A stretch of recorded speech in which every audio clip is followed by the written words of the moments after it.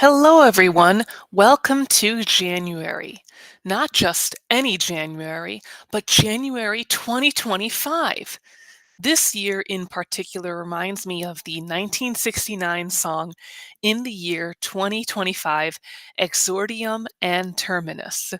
The lyrics in this song speculate what may happen if humans become too over reliant on technology. It imagines a future not unlike the scenario presented in the Pixar film Wall-E. Both pieces of art, though separated by decades, caution society's overuse of technology. So, what does this have to do with teaching in the month of January? Well, this time of year for many school districts can be the start of computer based testing time.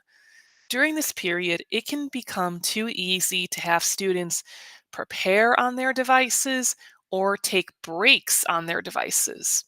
Try to have students interact with one another as much as possible so that they can build human connection instead. Remember, you are doing your best with the knowledge you have at the time.